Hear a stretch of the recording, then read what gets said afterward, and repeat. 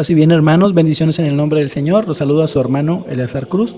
Continuamos con nuestro tema de los adventistas, la doctrina adventista, en su parte número 2. Ya vimos en la parte 1 cómo hizo su cálculo el señor Miller para determinar la fecha de advenimiento, la cual falló, y vino Helen White a explicar el por qué había fallado, y que realmente no falló, sino que según ella no fue en el templo de la tierra, sino en el templo del cielo, el cual tendría que ser purificado. Ya demostramos nosotros también por qué no puede ser purificado, porque en el cielo no puede entrar nada puro. Y entonces el tema del día de hoy, el subtema dentro del día de hoy relacionado con la doctrina adventista, es la de las señales de los tiempos. Este es un tema que gustan tratar con mucha insistencia los adventistas, pero siempre tratan de aplicarlo al momento actual, intentando con esto demostrar que es inminente la venida del Señor. Y sí es cierto que el Señor afirma que para su parusía hay algunos signos para poder discernirla, pero esta señora White y los adventistas toman absolutamente todos los fenómenos de la naturaleza que sean un tanto extraños para relacionarlos con estos escritos y incluirlos dentro de la visión apocalíptica. Es también curiosa una interpretación que hace Helen White sobre el día oscuro, que así le llaman ellos, que fueron unas densas tinieblas que envolvieron unas regiones del nordeste de Norteamérica en 1780. Y esto ellos lo relacionaron con los 1290 días de Daniel y con el discurso escatológico del Señor. Escatológico se refiere a el fin del mundo. También ellos mismos relacionaron unas lluvias de estrellas fugaces ocurridos en 1833 y lo relacionaron con algunos textos de Mateo y Apocalipsis, y hasta un terremoto en Lisboa lo relacionaron con el Apocalipsis 6, capítulo 12. Y como pueden ver, cualquier catástrofe, guerra, calamidad, y que por desgracia abundan y siempre han abundado, siempre lo señalan ellos como una señal del fin de los tiempos. Si bien el Señor nos dice que habrá señales cuando sea el fin de los tiempos, algo que se les olvida o que no consideran nuestros hermanos adventistas, primero, es que hay un desconocimiento absoluto de la fecha. Eso nos lo dice el mismo Jesús en Mateo. Nadie sabe el día ni la hora, solamente el Padre. Y la otra es el deber de velar por siempre. Así, por ejemplo, en la parábola, esa parábola preciosa del siervo fiel y prudente, como en el de las novias que deben de tener su vela encendida, siempre debemos velar, siempre debemos estar despiertos, esperando siempre la venida del Señor, y no en mantener como dogma un advenimiento a fecha fija o a corto plazo, basándonos en supuestas señales cósmicas que siempre han existido. Siempre sobra ir contra la palabra de Dios, marchar contra la experiencia humana. Siempre permanecerán estas dos sentencias, que de aquel día y hora nadie sabe, Mateo 24:36, y el de velad, que podemos ver en Marcos 13:37. Siempre tenemos que estar despiertos, no podemos vivir temerosos por las señales cósmicas, porque el que está en paz con el Señor no tiene miedo. Nosotros los católicos no tenemos miedo de morir, porque morimos en Cristo y morir es una ganancia para nosotros. Así que no nos dejemos nosotros embaucar por estos adventistas, por el miedo, por la catástrofe. Veamos mejor el amor, que es lo que Cristo nos enseñó, porque el amor suplanta la ley. Relacionado con este tema de las señales de los tiempos, tenemos que también ver cuál es la interpretación adventista relativa al Apocalipsis. Y aquí es donde entra su doctrina del milenio y también lo que ellos consideran como el anticristo, que es un estilo de esa interpretación adventista. Por ejemplo, los adventistas dicen que ellos interpretan siempre la Biblia en el sentido literal, algo que es totalmente inexacto. Y vamos a presentar algunos ejemplos para demostrar que ellos no toman en sentido literal la Biblia. Por ejemplo, Helen White, en su libro El conflicto de los siglos, en el capítulo titulado La liberación del pueblo de Dios, se refiere a la entrada de los justos en el cielo. Describe la entrada de Adán en él, el encuentro de los dos Adanes, Cristo y él, que el Hijo de Dios está en pie para recibirle con los brazos abiertos, y que al percibir a Adán la señal de los clavos no se echa en sus brazos, sino que se prosterna exclamando: digno es el cordero inmolado. El Señor lo levanta y le invita a contemplar las moradas edénicas, admira los árboles que hicieron una vez su delicia. Como vemos, esos escritos de Ellen White están totalmente alejados del sentido literal de la Biblia. Todo esto ellos lo consideran como parte normal de su doctrina. Si bien ellos pueden decir, no, es que aquí no se hace exégesis bíblica, sino escribir una página literaria, bueno, pues entonces tendrían que tener más cuidado con apropiaciones de esta inspiración y de revelaciones que desde el inicio de este libro se viene haciendo sobre él. Si este ejemplo que acabamos de dar no es suficiente, vamos a ver qué es lo que opina la señora White respecto del capítulo 13 de Apocalipsis. Para los que lo pueden ver en el video, es una tabla que puse ahí para que fuera más fácilmente entendible, y para los que no lo pueden ver y que solamente lo están escuchando, lo voy a mencionar dentro de un paréntesis, ¿de acuerdo? Muy bien, dice la señora White de este modo, dice, mezcla Biblia, opinión de la señora White. Vi otra bestia que subía de la tierra y tenía 2 cuernos semejantes a los de un cordero. La señora White dice que la bestia representa una nación, y subir de la tierra es tanto como surgir, crecer de una manera espontánea y no por haber derribado a otra nación. Los cuernos se asemejan a los de un cordero, representa la juventud, nación joven. Hablaba como dragón, hablar representa legislar, según ella, y hace que la tierra y los que habitan en ella adoren a la bestia primera. Ella dice que la autoridad de esa nación será empleada para imponer alguna observancia en homenaje al papado. Cuando las iglesias principales de los Estados Unidos, continúa la señora Helen, influyan sobre el Estado para que impongan los decretos y las instituciones de ella, entonces la América protestante habrá formado una imagen de la jerarquía romana y la inflicción de penas civiles vendrá por sí sola. ¿Qué tal? Esa es una opinión de la señora White, totalmente fuera del literalismo que se jactan utilizar. Vamos a continuar con Apocalipsis. Dice, la bestia hace que todos tengan una marca sobre su mano derecha o sobre su frente, y que nadie pueda comprar o vender si no tiene su nombre o el número de la bestia. La señora Helen dice que la marca de la bestia es la celebración del domingo en vez del sábado, y así pues la interpretación para ellos es clara. Un pueblo joven que se forma o crece, legisla en homenaje al papado sobre el descanso dominical. Este pueblo son los Estados Unidos, y este es el tema de uno de los capítulos inspirados de su libro Conflicto de los Siglos, el señalado con el número 26 y titulado Los Estados Unidos en la profecía.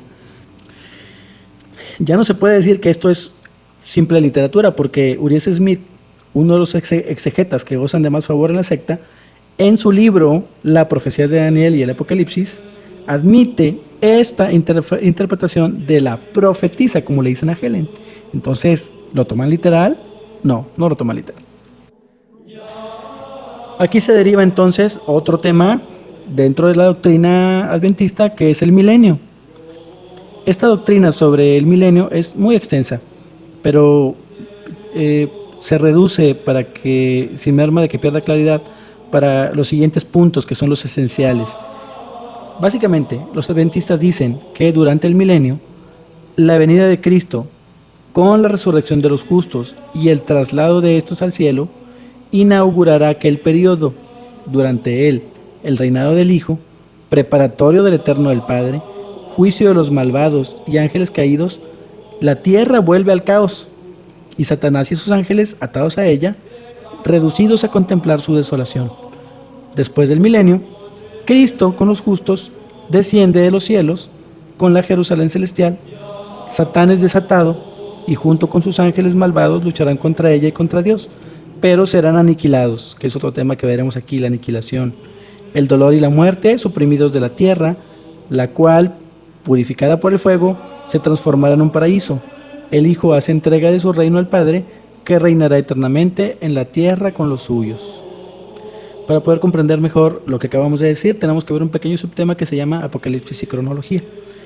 Como bien sabemos, como ya vimos en el caso del uso del libro de Daniel para determinar la fecha de advenimiento del Señor, una de las manías de los adventistas son los números y la cronología, pero ya hemos visto que en los libros proféticos, como Apocalipsis, como Daniel, es difícil poder fijar tanto números como cronología, y más en Apocalipsis, porque hay situaciones en las cuales no son acciones rectilíneas, sino que se repiten, son cíclicas.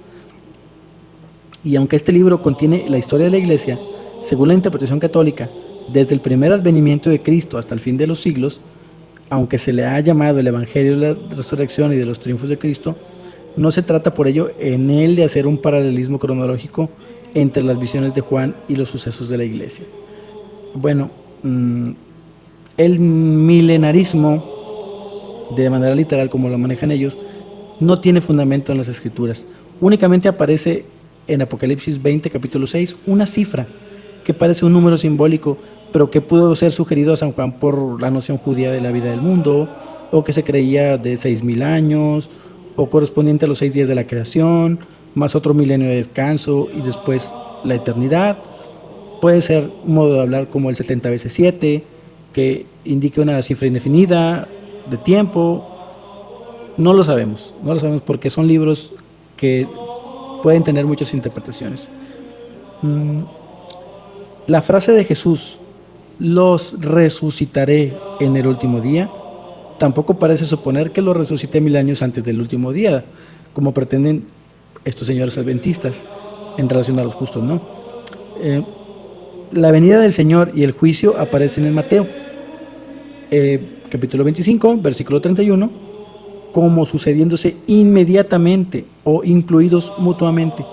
Si pudiéramos resumir el milenarismo, podemos decir que el milenarismo aparece como un elemento extraño en el conjunto del Nuevo Testamento y aún inconciliable con muchas afirmaciones del propio Apocalipsis. Es pues, según la interpretación que hacemos los católicos, un periodo indefinido en el cual Satanás queda encadenado por la gracia de Cristo tras su resurrección y triunfo de su iglesia. Esta gracia es para el género humano la resurrección primera, siendo la segunda la corporal al final de los tiempos. Los católicos creemos que al morir tenemos un juicio personal y cuando es la parusía, entonces recuperaremos ese cuerpo, nuestra alma se unirá a nuestro cuerpo. Todo esto es más auténticamente bíblico que todas esas fantasías que se tienen que inventar nuestros hermanos adventistas. Lo peor es echar por tierra cientos de versículos tan claros que están incluidos en el Nuevo Testamento por un libro o dos libros como es Apocalipsis, como es Daniel, que son oscuros, que no son claros. Eso es particularmente grave. No puedes refutar, como dijimos al principio, algo que es claro con algo que no es claro. Otro tema importante acerca de la doctrina que utilizan los adventistas es mencionar como doctrina que la Iglesia Católica es, y bueno, más concretamente el Papa, es el anticristo. Ellos dicen que la Iglesia es un gigantesco sistema de falsa religión que es obra del poder de Satanás, monumento de sus esfuerzos para sentarse en el trono y reinar sobre la tierra según su voluntad. Y también nos identifican, como ya sabemos, como otras religiones, otras sectas, como la gran ramera de los versículos 4 y 6 del Apocalipsis, capítulo 17. Esto no es nuevo, esto sí es tomado de otras sectas. Ellos dicen también que el Papa es el hombre de pecado que se hace llamar Señor Dios el Papa. Esto jamás los católicos lo hemos visto ni lo hemos escuchado y mucho menos es doctrina de la Iglesia Católica. En una palabra, ellos dicen que el Papa es el anticristo identificado con la bestia del Apocalipsis. Ya saben cómo son ellos, de que utilizan cábalas, números, cálculos aritméticos para demostrar interpretaciones bíblicas. Entonces, si se habla en el Apocalipsis de una persecución de la bestia durante 42 meses, buscan en toda la Biblia una cifra que se parezca, encuentran en este caso a Daniel 7:27, aunque ya sabemos que se refiere a Antíoco, como lo habíamos dicho, la persecución de Antíoco, pero ellos prefieren relacionarla con el anticristo porque se les acomoda más a su creencia, ¿no? De ese periodo de 42 meses o 1260 días, ellos transforman el número de días en años. Obsesionados por el dominio papal, toman una fecha, la del comienzo de este predominio, según ellos 538, y otra del ocaso, según ellos en 1789, cuando el Papa Pío VI fue hecho prisionero por Napoleón. Entre una fecha y otra transcurren 1260 años. Así pues, ya están cumplidas las profecías de Daniel y del Apocalipsis sobre este asunto. Pero en realidad la fecha 538 no corresponde a ningún hecho del predominio papal. El año antes, durante la campaña por Italia, Belisario había depuesto al Papa Silverio. Bueno, también lo relacionan con el número de la bestia, también con números, ya saben cómo son cábalas, números, ahí están los adventistas, ¿no? Según los adventistas, los papas son llamados Vicarius Filii Dei. Pues bien, tomando estas letras, que en el sistema numeral romano tenía valor de cifras, y sumándolas, el número da el resultado 666 de la bestia del Apocalipsis, capítulo 13, versículo 18. Así, Vicarius Filii Dei, sumamos todos aquellos números o letras que tengan número romano. Por ejemplo, en Vicarius Filii Dei, la V de Vicarius representa el 5 y el AI representa el 1, y ellos suman 5 de la V más 1 del 1, ya son 6. Y así lo hacen para todo el resto del nombre, de la letra, de la palabra. De nada sirve decirles a estos señores que San Juan escribió en griego y no en latín, y que además los papas se llaman Vicarius Christi y no Vicarius Filii Dei, pero ellos, aferrados al número de la bestia, lo toman tan en serio, como por serio pasa entre ellos el ya citado libro de Urias Smith, en donde encontramos este dato. Habría que comentarles a nuestros hermanos adventistas que ya también se hizo ese cálculo para la señora Helen Gold White, y que tuvo un resultado exactamente idéntico, dando también el número 666. Sabemos los católicos que esto no quiere decir que la señora White sea el anticristo como tal, que ella sea el anticristo. Simplemente es para demostrar que esto es un sistema no válido, que esto no sirve, que estas cábalas, esta numerología de nada sirven y que no pueden darnos una interpretación en la Biblia. Continuamos pues, hermanos, con nuestro listado de doctrinas adventistas. En este caso vamos a revisar ahora el de la doctrina sobre el alma después de la muerte. Bueno, sabemos que la doctrina adventista en este sentido no es muy clara, porque no determina exactamente si con la muerte el alma se extingue totalmente o si queda en un estado de inconsciencia total hasta la resurrección. Sin embargo, esta última explicación, la de la inconsciencia total hasta la resurrección, parece que es la más frecuentemente utilizada por ellos. Pero sea lo uno o lo otro, lo que sí es cierto es que en su doctrina el alma no es nada separada del cuerpo y que la inmortalidad no es absoluta, sino condicionada. Quiere decir entonces que si el alma de un resurrecto es la de un justo, entonces éste tendrá una vida inmortal, pero si es la de un malvado, ésta será aniquilada. Y según ellos, esta doctrina se las impone la Biblia. Enseguida vamos a ver estos fundamentos bíblicos de esta doctrina y cómo lo podemos refutar nosotros, hermanos, cuando nos topemos con un adventista. Pero antes de comenzar con esos fundamentos, de esa revisión de fundamentos que utilizan ellos y refutarlos, tenemos que dejar bien en claro que es un gran error basar todos esos argumentos que usan los adventistas sobre el Antiguo Testamento o principalmente en él, porque sabemos que toda la Biblia, toda, está divinamente inspirada, pero no en todos sus libros se encuentra el mismo grado de revelación. Sabemos también que esto corre a todo lo largo de la Escritura y que va progresando desde el Antiguo Testamento hasta llegar al Nuevo Testamento, y es en el Nuevo Testamento donde se encuentra la plenitud de la revelación. Así pues, aunque la inmortalidad aparece ya insinuada desde el Génesis, no aparece con la misma claridad que en los innumerables textos del Nuevo Testamento. Lo mismo ocurre por falta de una revelación completa. Por ejemplo, con el concepto de la vida de ultratumba, es muy vaga en los primeros libros, hasta que adquiere la claridad en los libros proféticos y en los sapiensales. Esa línea va desde considerar que la vida del hombre procede del hálito de Dios, en Génesis, hasta afirmar que Dios creó al hombre para la inmortalidad. Eso lo vemos en Sabiduría 2.23. O que las almas de los justos están en manos de Dios y no las alcanzan los tormentos de la muerte, en Sabidurías 3, versículo 1 al 4. Y que al impío le está reservado el dolor y la infamia eternos, en Daniel 12, capítulo 2. Nuestros hermanos adventistas, para poder justificar que el alma humana no es inmortal y que cuando muere el hombre su alma queda, por lo menos en la más absoluta de las inconsciencias, emplean dos clases de argumentos. Uno es el empleo de textos de las escrituras, como por ejemplo el de los muertos nada saben y no hay pensamiento, obra y sabiduría en el sepulcro donde yacen, o utilizar la controversia etimológica sobre las palabras que expresan los sentidos de espíritu, alma, vida, hálito. Todos eso, ellos utilizan fundamentos etimológicos, usan raíces etimológicas para poder justificarlo. Por ejemplo, respecto a las citas bíblicas que expusimos hace ratito o hace un momentito, tenemos que contestar que aparte de poder referir el sentido de ellas a que en el sepulcro no hay ciencia ni obras que permiten cambiar de vida y por lo tanto merecer, estos textos del Eclesiastés no pueden en ningún modo emplearse como demostrativos de la inmortalidad del alma, porque en el capítulo 12, versículo 7 de este mismo libro, se afirma que el espíritu al morir vuelve a Dios.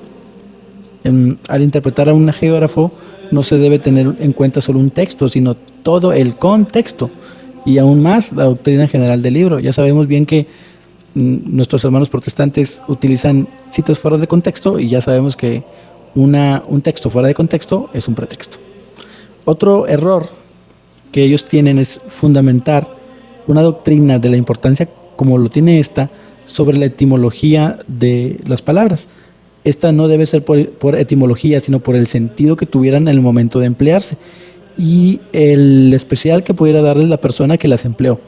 Así, si hacemos un pequeño análisis de los textos utilizados para determinar acerca de los muertos, tiene diferentes intenciones y diferentes maneras de interpretarse. Por ejemplo, en la inconsciencia de los muertos, esa languidez, ese no saber nada en la tumba, tendría que ser algo muy relativo cuando el espíritu de Samuel, evocado por la pitonisa, da consejos a Saúl. También, por ejemplo, reunirse con los padres parece ser una suerte apetecible para Balaam, inspirado al decir, muera yo con la muerte de los justos y sea mi fin cual el suyo. Profiere una frase que parece exponer una doctrina y de vida ultraterrena, y cuando Jacob piensa en reunirse con su hijo en el Seol, es que cree evidentemente que allí podrá reconocerse unos a otros. Eso lo podemos ver en Génesis 37-35. De toda la luz que arroja el Antiguo Testamento, es imposible hacer un análisis, porque llevaría muchas páginas. Basta pues considerar que nos da unas ideas sobre permanencia de ultratumba, de la justicia divina, de la retribución, y ellas, si no son tan claras como las del Nuevo Testamento, es porque la revelación completa estaba hasta la misión del Mesías en el Nuevo Testamento, que es donde se plasman la vida de Jesucristo y lo que Jesucristo vino a revelarnos. En el Nuevo Testamento entonces se hace la revelación completa. Por eso en la parábola de Lázaro y el rico, pues se ve que ellos van al Sheol y que ellos son conscientes que uno está en el seno de Abraham y el otro está sufriendo las penas. No es que se haya destruido el alma del rico, sino que él está recibiendo lo que por retribución le toca en plena conciencia. Él no está inconsciente. También podemos ver en Mateo 22:32 que las almas separadas de los cuerpos siguen teniendo vida. Por eso Dios dice que eres un Dios de vivos y no un Dios de muertos. ¿O qué tal lo que nos dice San Pablo, que para él vivir es Cristo y morir una ganancia, dudando entre escoger este medio o quedarse en la carne como más necesaria en atención a los suyos, a sus amigos? ¿Y qué decir de lo que nos menciona 2 Corintios capítulo 5 versículo 1 al 9, que nos expone cómo nuestro cuerpo gemimos estando ausentes del Señor, pero edificio tenemos en los cielos, y vemos con agrado ausentarnos de esta tienda terrenal para estar con el Señor, lo que demuestra que el premio se da al separarse el alma del cuerpo. Dice 1 Tesalonicenses capítulo 5 versículo 10, que Cristo murió por nosotros para que ya velemos, ya durmamos, vivamos juntamente con Él. De propósito hemos escrito dormir, o hemos dicho dormir en este tema, que otros traducen exactamente morir, para insistir cómo en los textos neotestamentarios la muerte es siempre comparada con un sueño. Por ejemplo, en la resurrección de Lázaro, en Juan capítulo 11, versículos 11 al 14, o en Hechos de los Apóstoles, capítulo 7, versículo 60, para expresar la muerte de Esteban, o en 1 Tesalonicenses, capítulo 4, versículos 13 al 15, es el dormir en la paz del Señor, que es un lenguaje corriente en todo cristiano desde los primeros tiempos, pasando por las catacumbas, expresada en las palabras cementerio-dormitorio, hasta nuestros días, pero no es nunca el estado de inconsciencia que pretenden los adventistas y algunos que otros protestantes.